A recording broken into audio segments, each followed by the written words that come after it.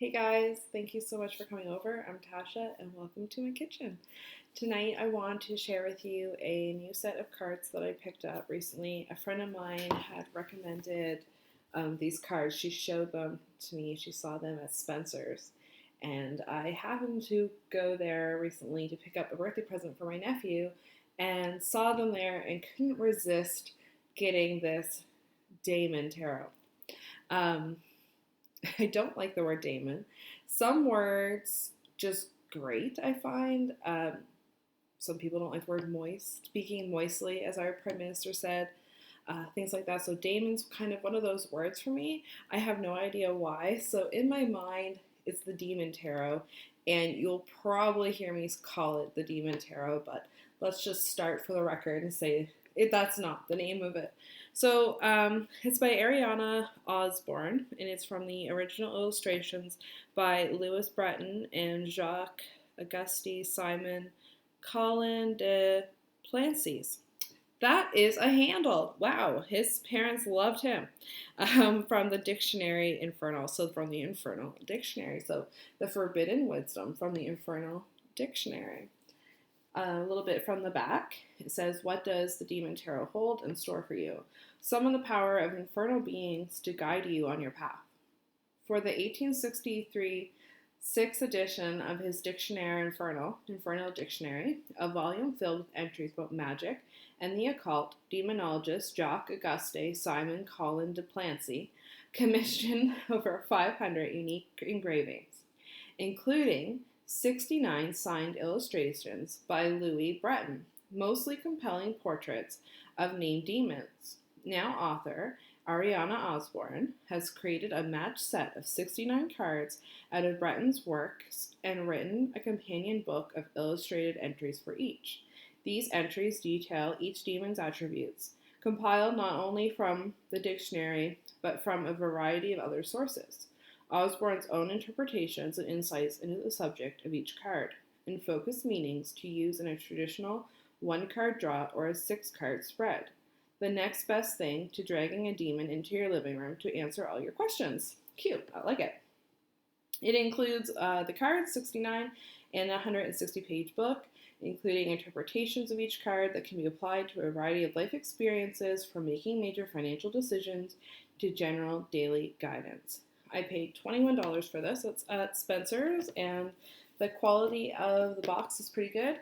And I like that it's nice and shiny, and it definitely looks spooky and evil, which I can enjoy. I have had an onslaught of Christian commenters on my videos recently, downvoting my videos, at least that's what I think it is, and leaving kind of rude comments about how paganism's wrong, witchcraft's wrong, you need to find Jesus, people need to find Jesus, you're leading them down a bad path, blah, blah, blah. And it's just really silly to me, because coming to a channel focusing on witchcraft and then expecting or being surprised that you don't find Jesus mentioned is just a little bit crazy to me. I don't go to Christian YouTube channels and get mad because they're not talking about the horned god, or showing demon tarots. I don't know. I don't think that's the way to get people to convert to your faith.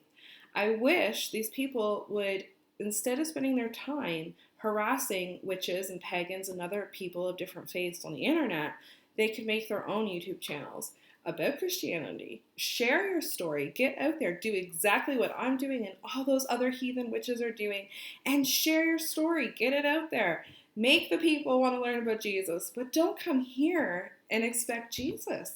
Like, come on.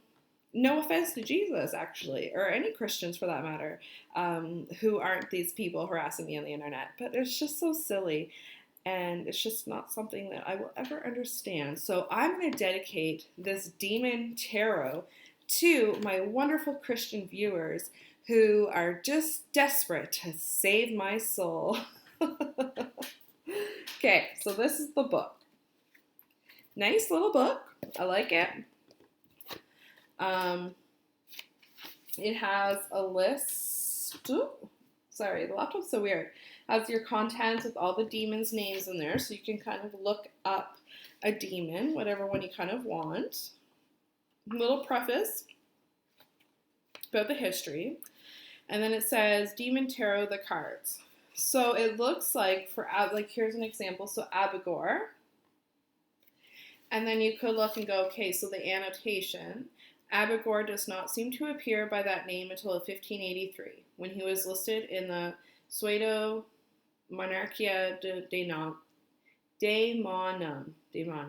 Whoa. Under the title Eligor, alias Abigor. So it looks like they give you a little bit of history on each of the demons featured, which is cool. And there's a nice big picture. And then inspiration. Many of the most powerful generals in the world, good and evil, winners and losers, are remembered not only for their skill in battle, but also for their rousing speeches and the loyalty of the men and women under their command. Very few of us do battle with weapons on a daily basis, and yet we do still often need a keen strategy for skirmishes of a less violent nature. When we are not fighting alone, and it is also worth remembering that sometimes we shouldn't try to fight alone, gaining the love and loyalty of our team may make all the difference. And then it says divination. Focus on fostering loyalty and building teamwork skills. So I guess for every demon, it's the same kind of story. So, oh look, there's Beelzebub. Cute. So you get history of the demon, then some inspiration, how they can inspire you or their stories can inspire you, and then how to use that demon in divination. So that, that is the book. So every one. So there's no spreads in the book. It ends with another demon and then just kind of goes into the bibliography, which I bet would be really interesting to check out if you're interested in demons or demonology. Honestly, bibliographies in your books are your best friends. That's where you're going to find the information, the source material that your authors or tarot readers are using, and it can help lead you down a wonderful rabbit hole of learning. So, and then a little bit about the authors. So a little bit about Ariana Osborne. And that's it. So that's the book. No spreads, which is interesting because it says on the back of the book that you can use it for a 1 card or a 6 card spread, but then they don't give you any spreads. So I guess with demons and the devil's someone who's like, you're going to figure it out yourself. So maybe that's the theme.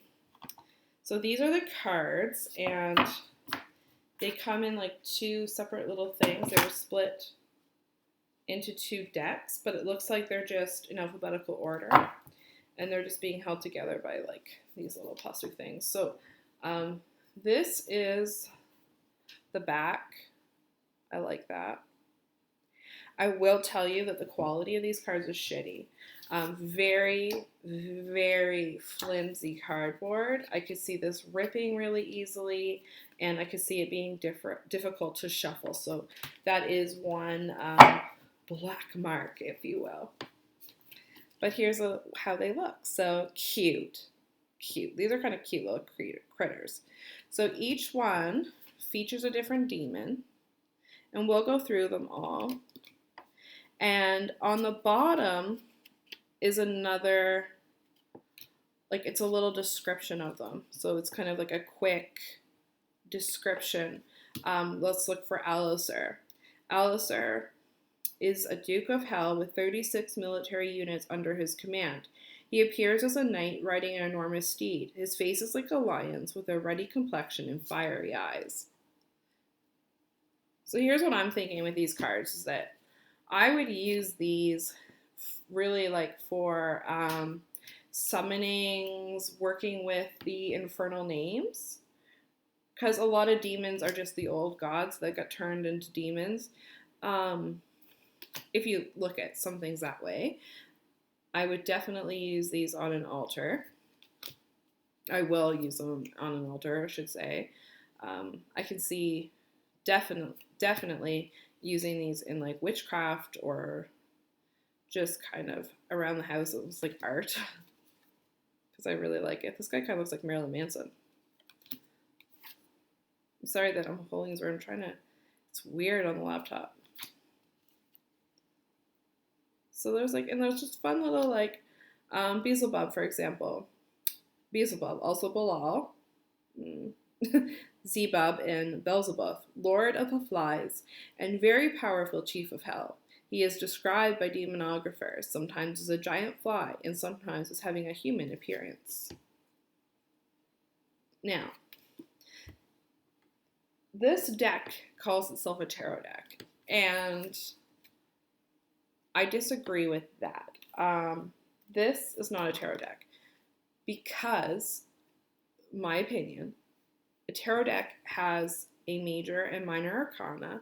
It has suits. It has characters, which can be anything. Yes, these are characters, but these are not, like, these are demons. These are not necessarily archetypes. They could be, but not the same as, like, the magician or the high priestess.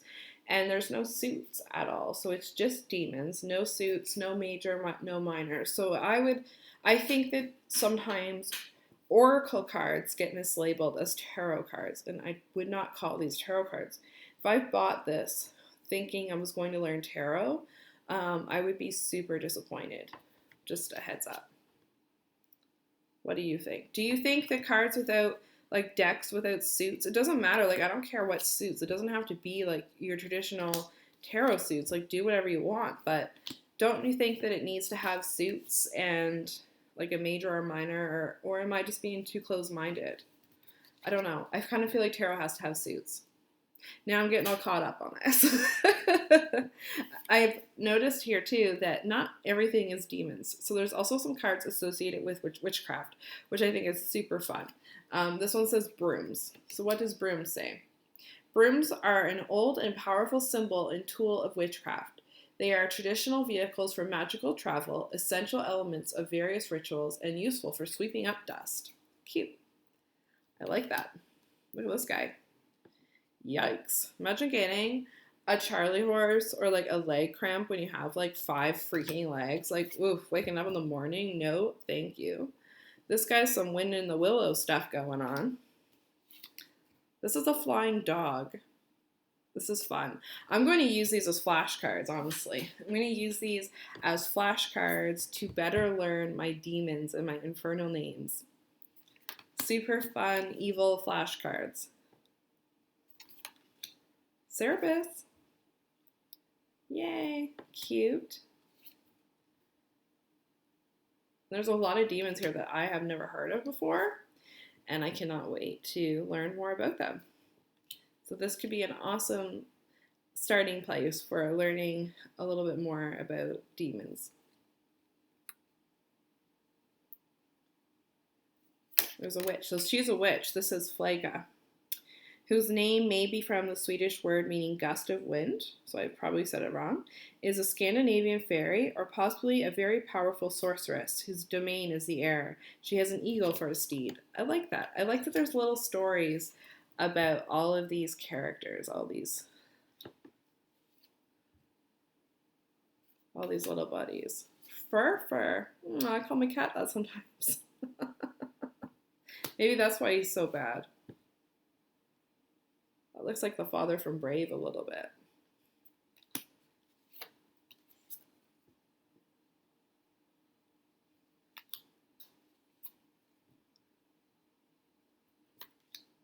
Gummery is a Duke of Hell with 26 military units under his command. He manifests as a delicate and feminine being riding a camel, similar in appearance to Paimon. Love it. Oh, this guy has a giant snake penis thing. Different. Oh, this one looks like my ex-boyfriend. Lamia. Lamia was once a beautiful queen whose grief over the loss of her children turned her into a monster. Lamia also refers to later monsters, women who rob graveyards to feed on the dead. I don't know why my brain didn't compute that sentence. This guy's actually kind of cute. Look at his little pot belly.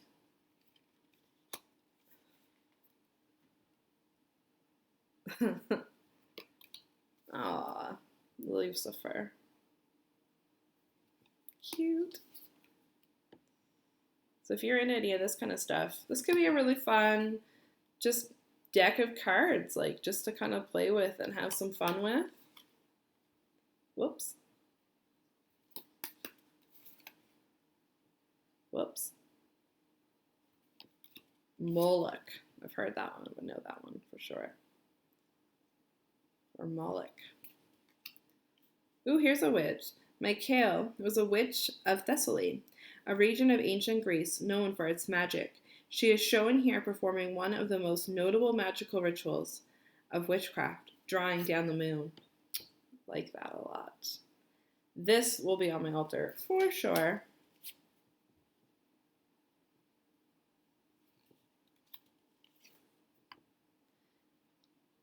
Very, very cool.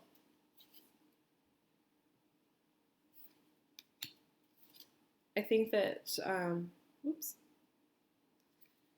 these will be fun.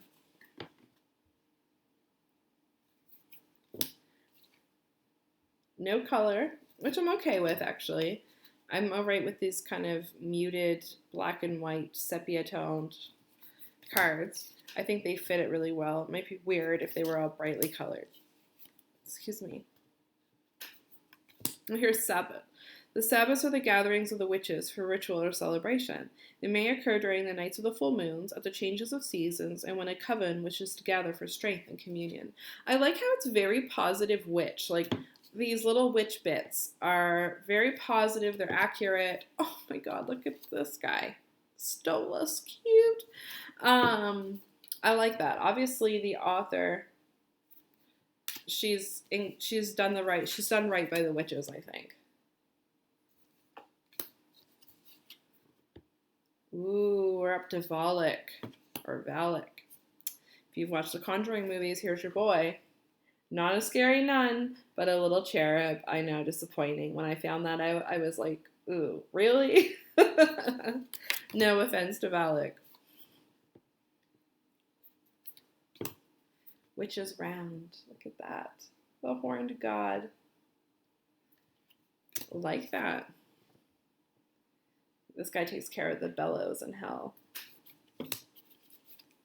Which is apparently where I'm headed according to my recent comments. That's okay. All the cool people are going to be down there anyways. And Zapos. So that's the Daemon Tarot, or the Daemon Tarot, if we're going to be correct about it. I think these cards are going to be fun to use as flashcards. I'll probably whip them out around Halloween. Use them to kind of scare my friends a little bit, probably. But I likely would not be using these for my clients or as tarot cards. I just don't get that kind of vibe from them. But it could be interesting because you could use the book and use the divination bits and apply it to like a Celtic cross spread or something like that. So you could definitely use it as that, but I think I would be treating these more as like an oracle card kind of situation.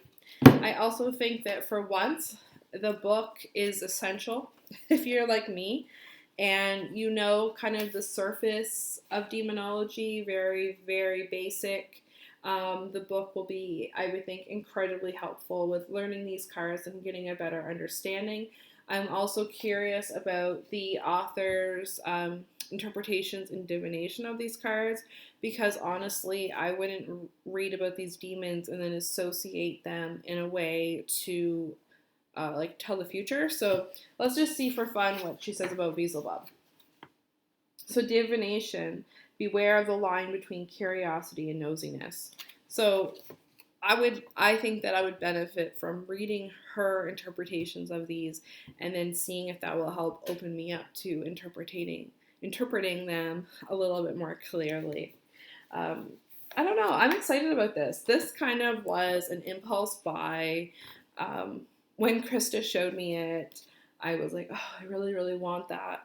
But when I saw it, I wasn't really going to set out to get it. But then my nephew wants horror themed things for his birthday, so I had to go find a Nightmare on Elm Street shirt, and then there it was. So here it is. But I'm happy about this impulse buy. I'm glad I picked this up.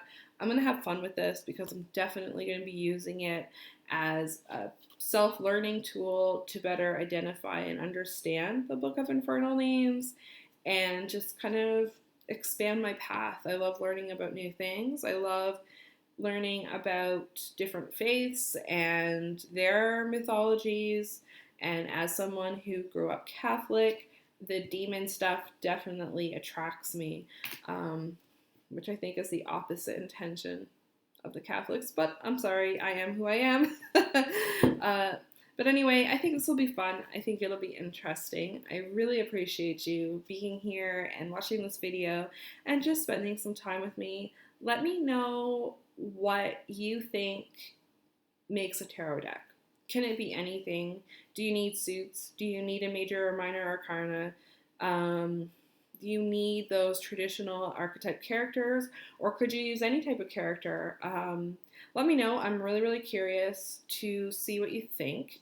And would you consider this a tarot deck or an oracle deck? And what uses would you have for something kind of spooky like this? I really appreciate you watching. I really appreciate you listening to my rants and for just being here and hanging out with me. I hope that you have an amazing night or day or whatever's going on. Don't let anybody try to walk you off your path or scare you off this path. If you feel and identify as a witch, that does not mean you're going to hell. That does not mean that you're doing something wrong. This is your little pep talk from Tasha. Continue to do what makes you happy. Your soul knows what's right for you. No one else can determine that for you. It's a completely personal choice. And if you identify as a witch, then just be who you are, embrace it, and don't be afraid of it. Thanks for listening. That's my soapbox moment. Have an amazing night, guys. Bye.